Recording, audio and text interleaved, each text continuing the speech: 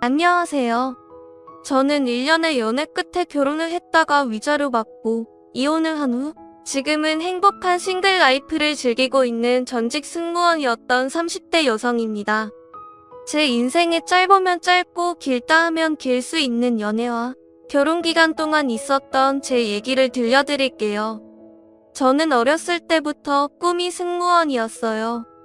다른 나라를 여행하면서 돈을 벌 수 있다는 게 저한테는 꿈이었고, 그리고 어렸을 때부터 미드를 즐겨보던 저는 자연스럽게 영어에도 관심을 가지고 있어서 영어 공부를 어렸을 때부터 무척 열심히 했죠.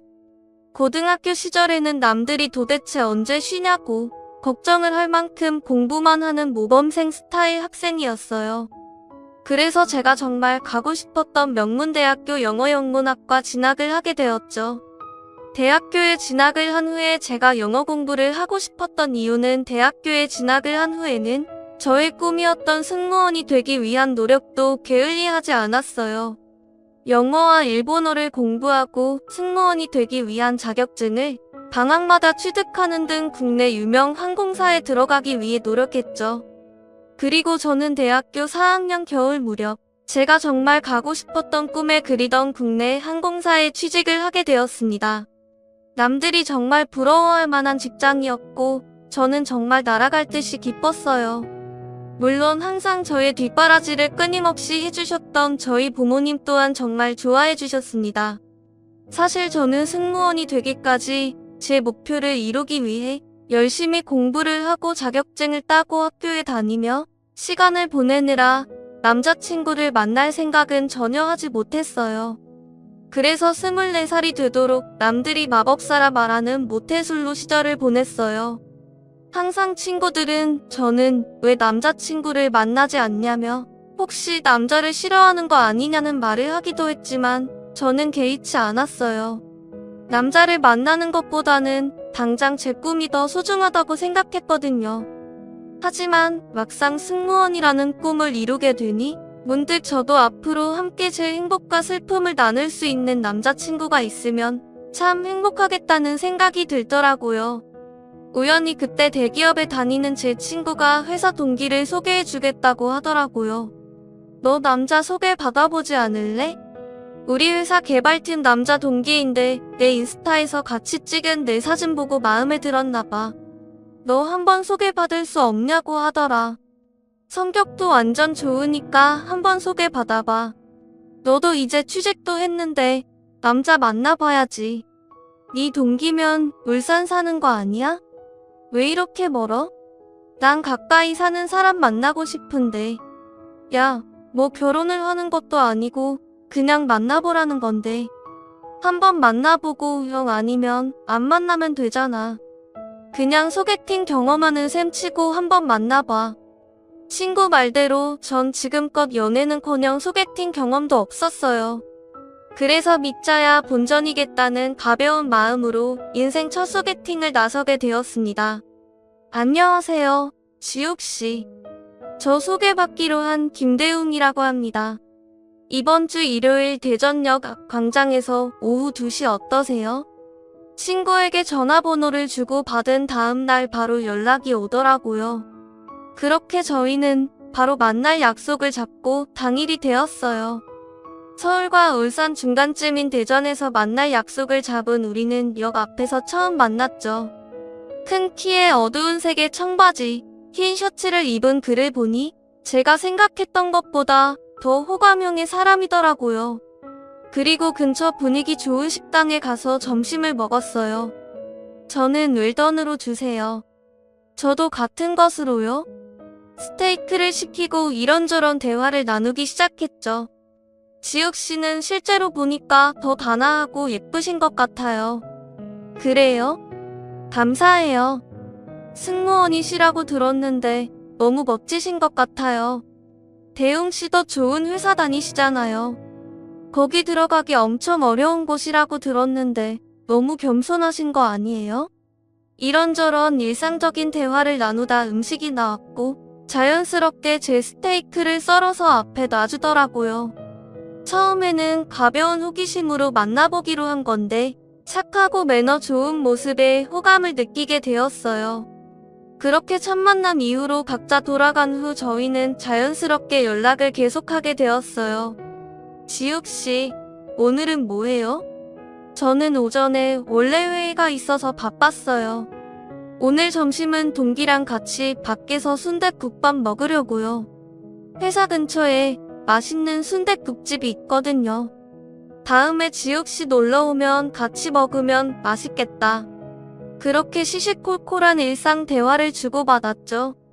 평소라면 별로 궁금하지 않았을 것 같은 다른 사람의 일상에 대해서 듣는 것이 생각보다 재미있더라고요. 마치 이미 제 남자친구인 것처럼 조잘조잘 일상에 대해서 얘기해주고 저에 대해서 묻는 그가 약간은 귀엽기도 했어요. 지욱씨, 오늘 하루 잘 보냈어요?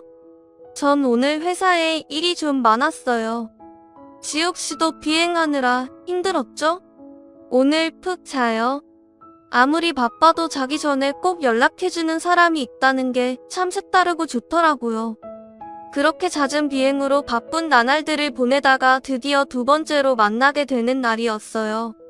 매일 연락을 주고받으면서 꽤 많이 친해지게 된 상태였죠. 혹시 우리가 이미 사귀고 있는 상태인데 말만 못하고 있는 건가? 내가 먼저 말을 꺼내봐야 하나? 라는 생각이 들던 중 그가 조심스럽게 말하더라고요. 지욱씨, 저는 지욱씨가 좋은데 지욱씨는 어떠세요? 전 처음부터 너무 만나고 싶었어요. 지욱씨만 좋다면 우리 만나볼래요? 네, 좋아요. 그렇게 사귀게 된 날 이후로 저희는 하루도 빠짐없이 연락을 하고 전화를 하고 정말 사랑이 불타올랐어요. 남편은 울산에 있는 회사에 다니고 있었고 저는 서울에서 회사를 다니고 있던 데다 자주 비행을 다녀야 했기 때문에 생각보다 자주 만날 순 없었어요.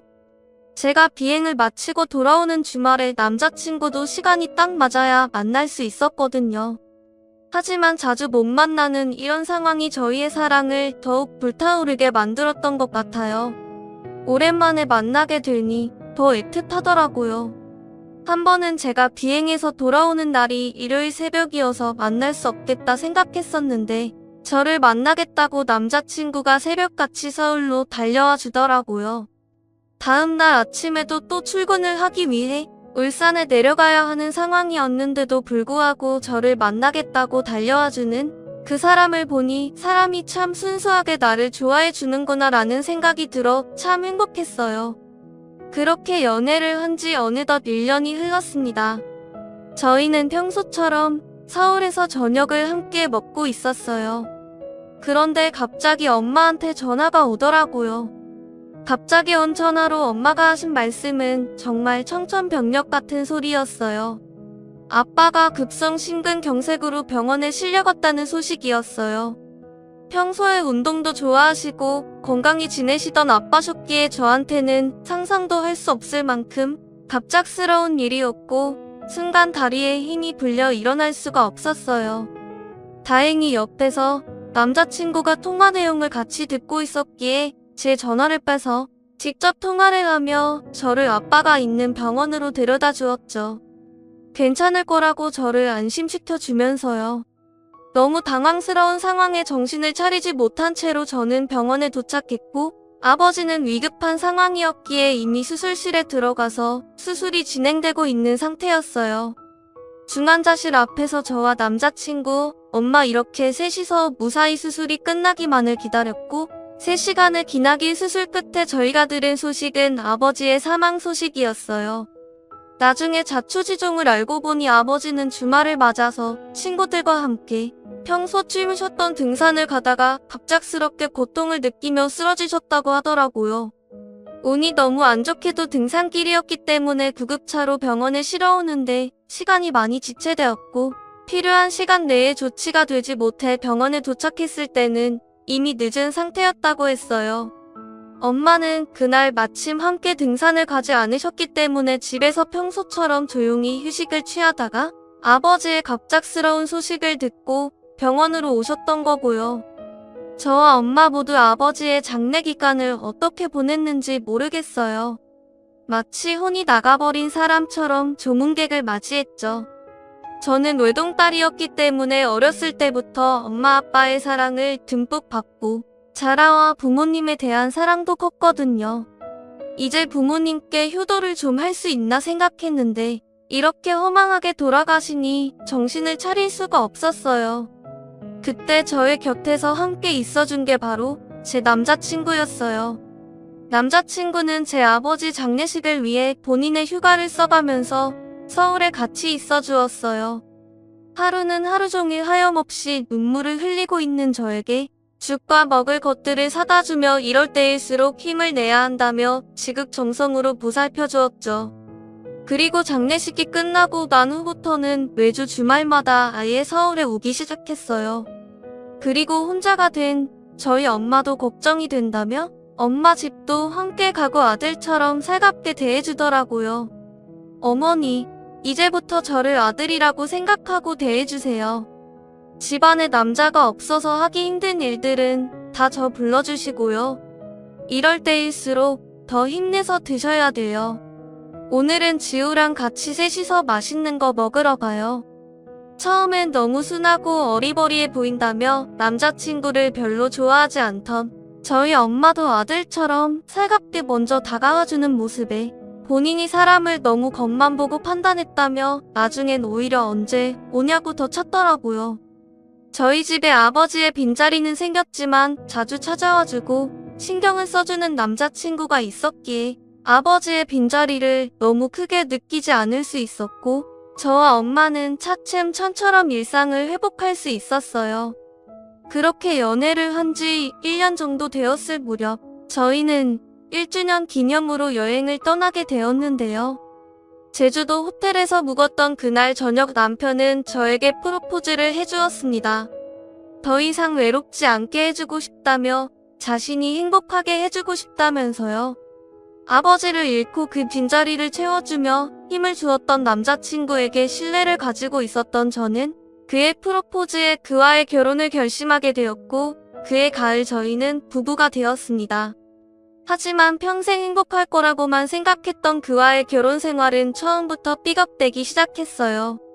결혼 이후에도 승무원 일을 계속하고 싶었기 때문에 신혼집을 서울에서 얻었고 주말마다 남편이 올라오는 주말 부부 생활을 하게 되었거든요.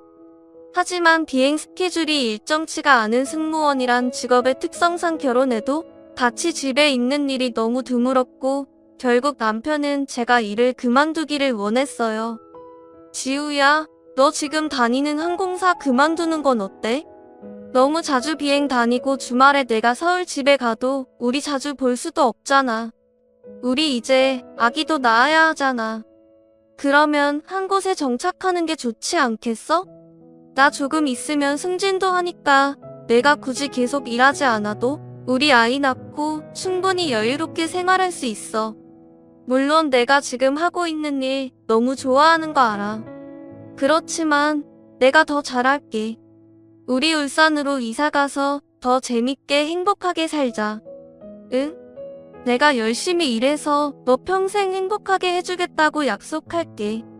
제가 오랫동안 꿈꿔왔던 직장이었지만 저를 평생 행복하게 해주겠다는 남편의 모습을 보니 마음이 좀 흔들리더라고요.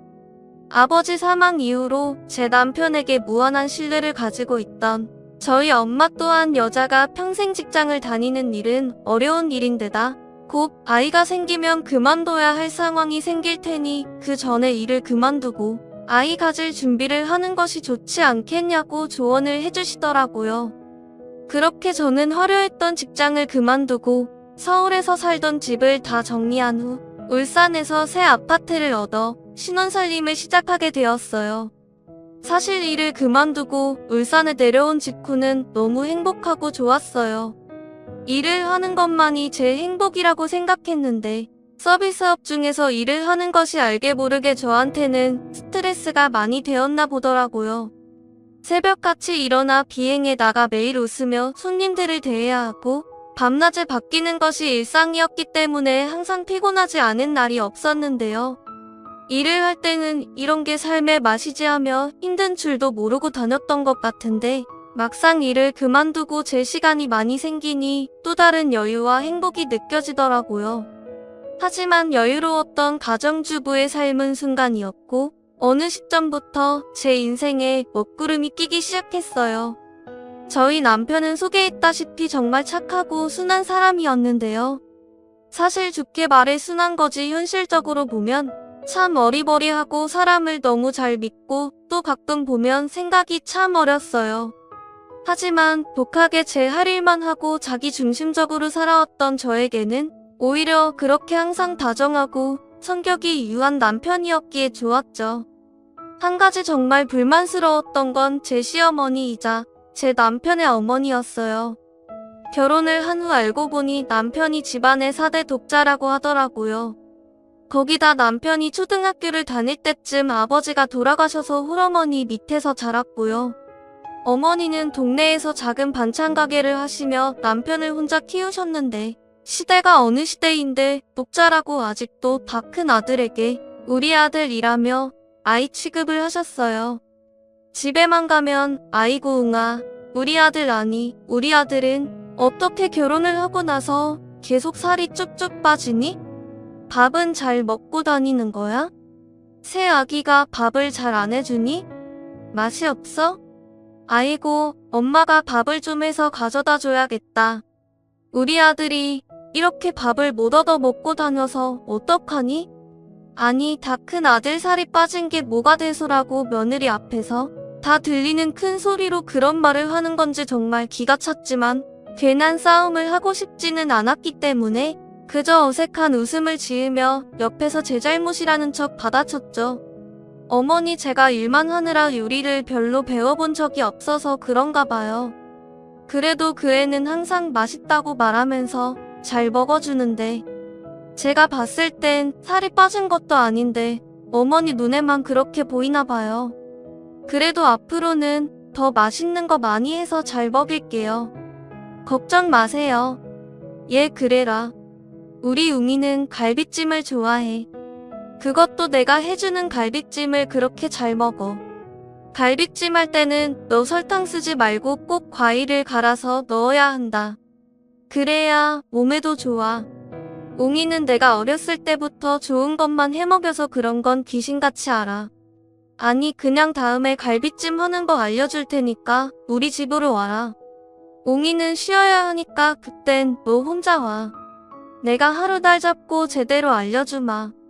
저는 사실 요리하는 것을 별로 좋아하지 않았기 때문에 굳이 요리를 배우고 싶은 마음은 없었지만 그냥 감사한 척했죠.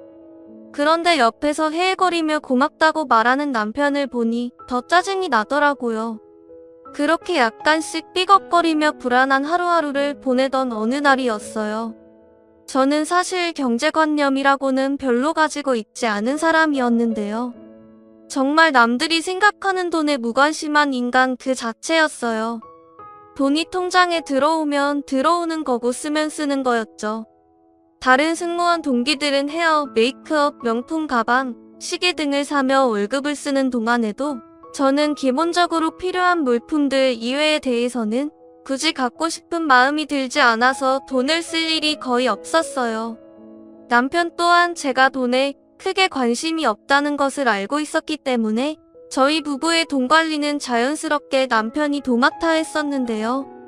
제가 일을 그만두고 나서 가정주부가 된 이후에도 전체적인 돈 관리는 모두 남편이 하고 저는 제 생활에 필요한 돈은 카드로 사용했기 때문에 경제 상황에 대해서는 크게 관심을 갖지도 신경을 쓰지도 않으며 살아가고 있었어요.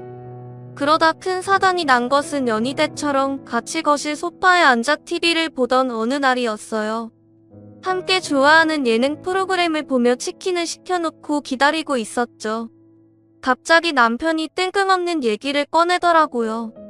지우야, 우리 이사 가는 거 어때? 지금 우리가 살고 있는 집은 시내 한가운데 있어서 사람도 너무 많고 정신없잖아. 내가 들어보니까 이번에 새로 개발하는 동네에 아파트가 생기는데 그 주변에 나중에 개발이 많이 될 예정이라 집값이 많이 오를 거라고 하더라. 우리가 지금 저렴할 때 그 집을 사놓으면 완전 개이득인 거야. 처음에는 갑자기 이사를 가자니 그게 무슨 뜬금없는 소리인가 싶었죠. 그것도 멀쩡히 잘 살고 있는 집에서 말이에요. 갑자기 그게 무슨 소리야? 난 지금 이 집 너무 마음에 드는데. 터미널도 가까워서 서울 가기도 좋단 말이야. 그리고 오빠가 말한 그 동네 말 그대로 완전 이제 개발 시작하는 동네잖아. 주위에 아무것도 없지 않아? 아무리 나중에 동네가 개발된다고 해도 그렇지. 적어도 10년은 기다려야 할 텐데 그게 무슨 의미가 있어. 난 싫어. 저는 부모님 댁도 친구들도 서울에 있어서 터미널이 가까이에 있고 시내 중심에 있는 아파트에서 다른 곳으로 이사를 가고 싶은 마음이 없었기 때문에 딱 잘라 싫다고 말했죠. 그랬더니 남편 표정이 눈에 띄게 안 좋아지더라고요. 마치 우리가 당장 이 아파트를 나가 더 싼 아파트로 이사를 가지 않으면 안 되는 사람처럼 말이에요. 제가 아무리 돈에 관심이 없고 눈치가 없다지만 뭔가 이상하다는 생각이 들었어요. 그런데 진짜 수상하다 싶을 만큼 계속 이사에 대한 얘기를 꺼내더라고요. 그래? 그럼 우리 그냥 엄마 집에 들어가서 같이 살까? 너 요즘 집에서 혼자 있는 거 엄청 심심해 하잖아. 엄마 집에 가서 같이 살면 재밌지 않겠어? 엄마 일도 좀 도와드리고 너 요리하는 것도 안 좋아하잖아. 같이 살면 엄마가 요리도 많이 해주실 텐데 넌 더 편해지지 않을까? 응? 아니 무슨 헛소리를 하는 건가 했어요. 눈치가 없는 건가? 내가 자기 엄마 집에 들어가서 같이 살게 되면 2인분 할 요리를 3인분 해야 돼서 더 일도 많아지고 불편하고 힘들 텐데 거기다 또 반찬을 배우라느니 알려주겠다느니 귀찮은 소리만 해대실 것이 뻔한데 말이에요. 식은땀을 뻘뻘 흘리면서 이사를 해야 한다는 둥, 어머니 집에서 함께 사는 것이 좋겠다는 둥의 소리를 하며 눈치를 보는 것을 보니 뭔가 일이 있긴 하구나라는 생각이 들었어요. 그래서 남편을 계속 추궁하기 시작했죠. 무슨 일인지 말해보라고. 갑자기 그런 얘기를 하는 데에는 이유가 있지 않겠냐고 계속 물었어요. 처음에는 아무것도 아니라고. 그냥 동기가 이번에 새로 개발되는 동네에 좋은 아파트가 생기니 추천을 해줘서 그런 거라며 말을 돌리던 남편도 제가 여러 번 추궁을 하니 그때가 되어서야 조금씩 진실을 말하더라고요. 사실은 내가 이번에 주식 단타를 좀 했어. 이번에 제약주가 많이 올랐단 말이야. 친구가 그 주식으로 이번에 3천만 원을 벌었다잖아. 그래서 나도 당신한테 좋은 것 좀 해주려고 그 주식을 샀는데 이번에 그 회사 경리팀 사람이 자금 횡령을 크게 했더나 봐. 주가가 폭락했어. 나는 그것도 모르고 주가가 내려가니까 추가 매수를 하다가 엄청 물려버려서 나도 모르게 돈 다 잃을까봐 팔아버렸는데 이미 늦었더라고. 여보 진짜 미안. 내가 다 잘하려고 그런 건데. 정말 어이가 없어서 말을 할 수가 없었어요. 알고 보니 남편 동기 중에 주식광이 있어서 옆에서 남편을 엄청 부추겼나 보더라고요. 남편은 엄청 순진한 데다가 경제 개념도 별로 없으니 주식을 하면 돈이 많이 불어난다는 얘기에 별 생각 없이 추천받은 주식을 산 거였고요. 다행히 처음에 그 추천받았던 주식이 한동안은 점점 올랐나 보더라고요. 주식이 오르는 것을 보고 돈 버는 재미를 한번 맛보게 된 남편은 그 후로 더 공격적으로 이 주식 저 주식을 사보기 시작했고요. 순식간에 월급의 배 이상 되는 돈을 벌게 되자 점점 더 위험성이 큰 주식에 손을 대게 되었고 마치 예견되었던 일처럼 주식이 폭락해서 손도 댈 수 없을 만큼 돈을 잃게 되고 만 거죠. 남편에게 주식을 해보라고 꼬셨던 그 동료는 처음 주식하면 그 정도는 있을 수 있는 일이라며 돈이야 잃으면 다시 벌면 된다. 일단 당장 투자할 돈이 없으니 집을 담보로 대출을 받아서 하면 된다고 알려줬대요. 그 말에 남편은 처음 벌었던 대로 다시 시작하면 된다고 순진하게 혼나단 그 말을 믿고 집 대출을 받아 다시 주식에 투자를 한 거고요. 그리고 이번엔 그 돈까지 다 말아먹었던 거죠. 어쩐지 이상하다 했어요. 저희 남편이 어리버리하긴 해도 돈에 욕심이 많은 사람은 아닌데다 혼자서는 집을 담보로 대출을 받겠다는 생각을 할 수 있는 사람이 아닌데 말이에요. 아무튼 그날 남편은 저에게 손이 발이 되도록 싹싹 빌고 빌었어요. 너무 황당하고 어이가 없었던 저는 바로 친정엄마께 전화를 걸어 사정을 얘기했고요. 엄마 어떡해. 그이가 이번에 주식을 냈나봐. 그것도 돈을 다 털어서. 그런데 그 돈을 다 날렸대. 엄마 집 대출도 받아서 주식에 올인했는데 그 돈도 다 날렸나봐. 다행히 친정어머니가 잘 모아두셨던 아버지의 사망보험금으로 저희를 도와줄 수 있다고 하셨어요. 그게 다 엄마의 노후자금으로 쓰여야 하는 돈이라서 받을 수 없다고 알아서 해결하겠다고 한사코 거절했지만 딸의 사정을 다 알게 되었던 엄마는 그냥 두고 볼 수 없었나 봐요. 그것도 시어머니가 어떤 성격인지 아는데 시어머니 집에 들어가서 같이 살게 될 수도 없었을 거고요. 그렇게 당장 급한 불은 엄마의 도움으로 해결했죠. 그리고 이번에 처음이자 마지막 실수라고 생각해야겠다 하고 남편을 용서하기로 결심했어요. 사람이 인생을 살면서 한 번쯤은 실수를 할 수 있는 거잖아요. 이 실수를 발판 삼아 다시 재기하면 되겠다 생각했죠. 당장은 이사를 가지 않고 엄마의 도움을 받을 수 있으니 오히려 이럴 때 서로 믿음을 다시 주고 일어서야겠다 생각했어요. 또 제가 가장 힘들 때 옆에 있어줬던 남편이었고 사람이 착한 게 죄지라는 생각으로 이번 한 번만 넘어가 주었어요. 그런데 안 좋은 일은 한 번으로 끝나는 게 아니더라고요.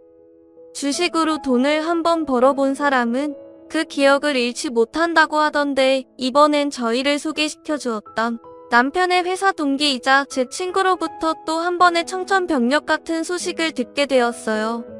사실 그 친구는 제 대학 동기였기 때문에 오랜 친구도 아니었고 대학을 졸업한 이후로 자주 연락을 하던 친구는 아니었는데 갑자기 뜬금없이 연락을 해오더라고요. 지우야, 혹시 너네 집 무슨 일 있니? 응? 아니, 이런 무슨 일? 그게 내가 회계팀에서 일하잖아. 그런데 이 일을 내가 알고 있는지 확인해보는 게 좋을 것 같아서. 보통 이런 일은 가족과 상의를 하고 있을 텐데 아주 문제가 있지 않은 이상 퇴직금 중간정산을 하는 일은 잘 없거든. 퇴직금 중간정산? 그게 무슨 말이야? 나는 처음 듣는 일인데? 뭐? 내 남편은 너도 다 알고 있고 이미 상의를 끝냈다고 하던데 무슨 일이지? 대웅 씨가 이번에 퇴직금 중간정산을 해갔어. 꽤 큰 돈이야. 원래 중간정산이 절차도 복잡하고 집안에 문제가 있지 않은 이상 하는 일이 잘 없는데 갑자기 중간정산을 신청했기에 좀 이상하다고 생각했지. 어서 대웅 씨한테 무슨 일인지 확인해보는 게 좋겠다. 갑자기 들려온 또 뜬금없는 소식에 전화하니 너무 방방하더라고요. 전 퇴직금을 중간에 정산받을 수 있다는 사실조차 모르고 있었거든요. 그리고 그런 중요한 일을 저하고 단 한마디의 상의도 없이 했다는 사실이 저를 분노에 빠지게 했어요. 친구한테 알려줘서 고맙다는 인사를 하고 전화를 끊은 뒤 이 일을 어떻게 해야 하나 고민을 했습니다. 돈을 미리 빼서 쓰려고 했다는 건 이번에도 다시 주식 투자를 하는 것일 거라고 생각을 했거든요. 처음이야 아무것도 몰라서 한 실수라고 쳐도 두 번의 용서는 있을 수 없었어요. 남편이 퇴근을 하고 돌아온 후 저는 옷을 갈아입던 남편에게 조용히 말을 걸었습니다. 여보, 나한테 무슨 할 말 없어? 어? 무슨 할 말? 당신 오늘 평소보다 더 예쁘네? 아니, 그런 말 말고 당신 요즘은 주식 안 해? 아이, 나 주식 끊었잖아. 내가 지난번에 주식 다시 한 번 더 하면 우리 이혼하겠다고까지 한 거 잊었어? 나 이제 다시는 주식 안 할 거야. 못 믿겠으면 내 주식 잔고 봐봐. 핸드폰까지 들이밀면서 증권사 계좌를 확인시켜 주더라고요.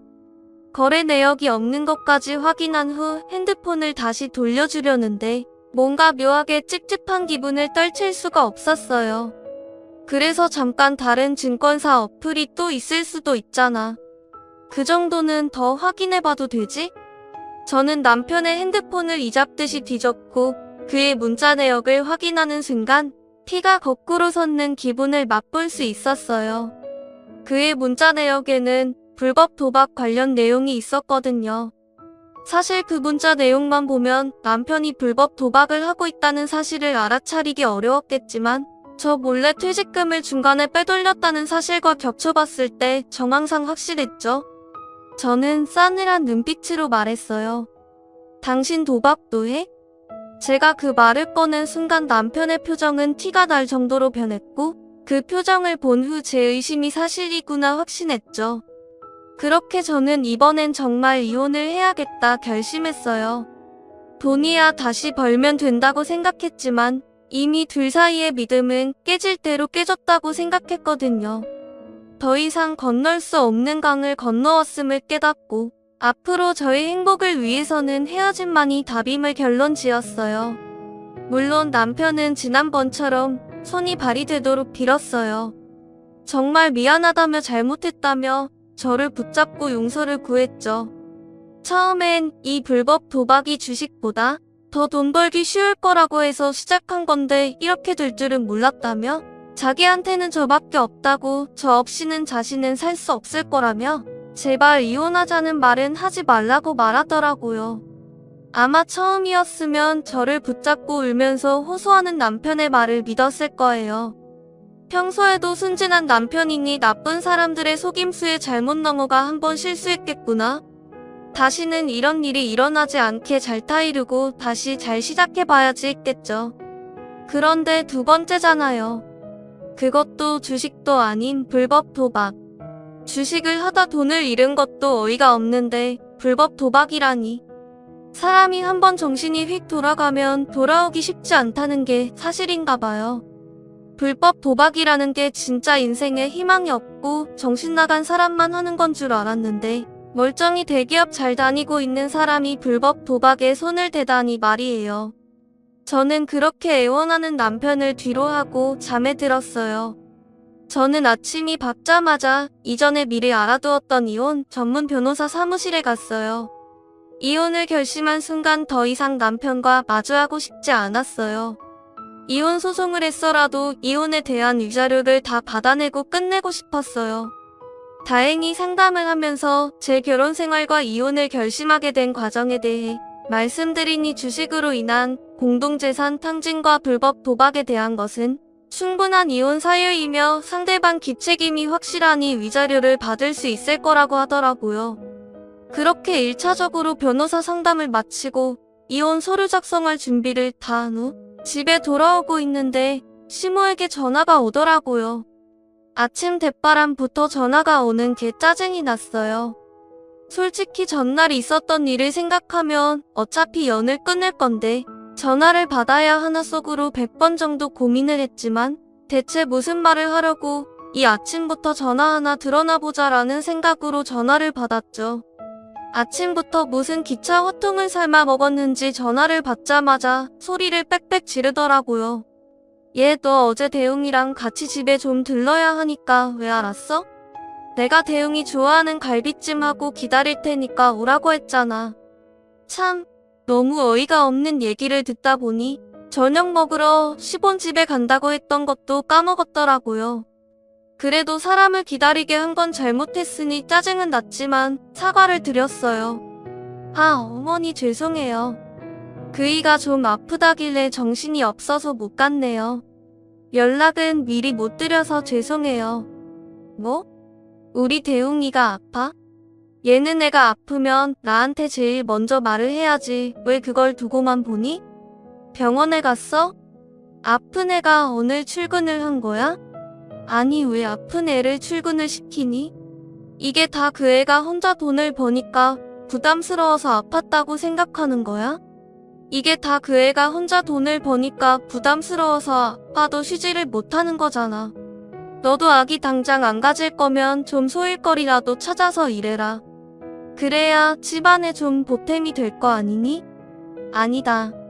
아예 본격적으로 우리 반찬 가게 나와서 일 좀 돕는 게 좋겠다. 내가 결혼한 지 몇 년이 됐는데 아직 제대로 할 줄 아는 반찬이 없잖아. 그게 다 내 버릇해서 그런 거야. 여기서 일도 좀 하고 그러면 나아질 거다. 변명을 한다고 한 건데 제가 하필 그 인간이 아프다는 변명을 하는 바람에 무슨 따발총을 쏘듯 잔소리를 하시더라고요. 그리고 결국 저 때문에 남편이 아픈 거고, 저 때문에 남편은 쉬지도 못하는 게 되더라고요. 제가 원해서 일을 그만둔 것도 아닌데 남편 혼자 일 시키는 나쁜 아내가 되었고요. 시어머니의 폭풍 잔소리를 듣고 나니 왜 제가 이런 집안이랑 결혼을 해서 사서 고생을 하고 있나 갑자기 후회가 되었어요. 당장이라도 이 집을 탈출하는 게 좋겠다고요. 그렇게 생각이 딱 드는 순간 가만히 있으면 안 되겠더군요. 전화를 바로 끊어버린 후 집안에 있는 남편의 짐을 다 싸기 시작했어요. 옷가지들부터 시작해서 남편의 전자제품, 칫솔, 시계 등등 남편이 사용하던 모든 것들을 다 상자 안에 넣었죠. 그리고 1톤 용달 트럭을 불렀어요. 요즘은 심리전이 많아서 그런지 집안의 모든 것들을 다 싸기 시작했어요. 핸드브론 어플이 잘 되어 있어서 부르면 바로 오는 데다가 요청하신 내용까지 트럭 기사님이 다 해주시더라고요. 남편이 사용하던 짐을 담은 상자를 트럭에 가득 실은 후에 제 요청사항을 따로 말씀드렸어요. 제가 드리는 이혼 서류가 담긴 봉투를 배달하는 집의 집주인에게 잘 전달하고 오시면 된다고요. 꼭 직접 전달해달라고 말씀을 드렸죠. 그렇게 시어머니 집 주소와 연락처를 가지고 용달차가 떠난 후 1시간쯤 지났을까 시어머니한테 전화가 오더라고요. 얼마나 또 소리를 빽빽 지르실까 기대하며 전화를 받았어요. 그리고 현관 벨소리가 울렸어요. 전화를 한 걸로 모자라 집까지 찾아왔더라고요. 얘, 이거 뭐냐? 집에 이거 다 무슨 짐이야? 이거 다 대웅이 물건들인 것 같은데 그걸 왜 우리 집에 보내니? 저는 최대한 여유 있어 보이는 미소를 지으며 차분하게 대답했죠. 어머니, 제가 더 이상 어머니의 정신 나간 아들과는 살 수가 없어서 그냥 어머니가 다시 끼고 키우시라고 짐 돌려보냈어요. 어머니한테는 아무리 망나니 아들이라도 소중하실 거 아니에요. 어머니가 그렇게 소중하게 끼고 아끼는 아드님께서 모아놓은 돈을 주식으로 다 탕진한 걸로 모자라서 집을 담보로 대출받아 그 돈까지 주식으로 다 쏟아붓더니 이번엔 퇴직금을 중간에 정산받아서 불법 도박을 했다고 하네요. 그것도 그 돈을 다 날렸고요. 어머니, 제가 이혼 서류 동봉하신 거 보셨죠? 이번에 상담받아보니까 상해 없는 주식 투자로 인한 공동재산 탕진과 불법 주식은 100% 그 인간 기책이라고 하시네요. 전제 경제적 정신적 피해 보상 다 받고 이혼할 계획이니까 이혼은 안 할 거예요. 전제 경제적 정신적 피해 보상 다 받고 이혼할 계획이니까 그렇게 아세요. 뭐? 그게 다 무슨 소리야? 내가 잘못한 거겠지? 대웅이처럼 착한 애가 무슨 불법 도박을 해? 주식으로 돈을 잃은 건 그 실수잖아. 사람이 실수를 한 번 할 수 있는 건데 너가 한 번 봐주면 되지 왜 그러니? 어머니는 아직 상황 파악이 안 되신 듯 자신의 아들이 불법 도박을 할 일이 절대 없을 거라며 도통 믿지를 않으셨어요. 그렇게 남편이 퇴근 후 모든 것을 털어놓은 후에야 믿으셨죠. 그 후에도 시모는 계속 저를 찾아와서 잘못했다고 아들을 좀 용서해달라며 사정사정을 하더라고요. 남편은 오히려 너무 미안했는지 콧배기도 보이지 않고요. 저는 어쨌든 다시는 용서해줄 마음이 조금도 없었기 때문에 계획했던 대로 이혼 절차를 진행했고 위자료를 받고 이혼에 성공했답니다. 그리고 저는 다시 서울로 올라와 엄마와 함께 살고 있어요. 다시 엄마와 단둘이 살게 되어서 약간의 허전함을 느낄 때도 있지만 오히려 저희 모녀들이 힘을 합쳐 잘 살아가고 있답니다. 저는 결혼으로 인해 이미 다니던 항공사를 퇴직했기 때문에 제 오랜 꿈이었던 승무원으로 복직할 수는 없었지만 제 전공이었던 영어영문학과 경력을 살려서 학원 강사 일과 번역 일을 하기 시작했어요. 역시 사람이 열심히 살아두면 나중에 다 쓸 일이 있나 봐요. 회사를 그만두고 울산에 내려가 살림을 시작했을 때는 내가 그러려고 공부 열심히 해서 명문대에 들어가면서까지 치열하게 살았나 싶었는데 결국 이혼하고 다시 직장에 취직해서 일을 하고 있는 걸 보면요. 저는 역시 집에서 가만히 살림만 하는 것보다는 밖에서 제가 좋아하는 일을 하면서 돈도 벌고 제 삶을 주관적으로 살아가는 것이 훨씬 더 행복한 것 같아요. 오히려 결혼과 이혼을 했던 일이 저에게는 저에 대해 좀 더 알 수 있게 된 좋은 기회가 된 거죠. 인생 수업치고는 좀 많이 힘들고 지치긴 했지만요. 저와 이혼을 한 후 전 남편은 회사에서도 업무에 제대로 집중하지 못하고 승진이 누락된 채로 꾸역꾸역 다니다가 결국 광고사직을 당했다고 해요. 밖에서 불법 도박하며 돈을 탕진하고 다니는 사람을 회사에서 계속 써주는 것도 웃기죠.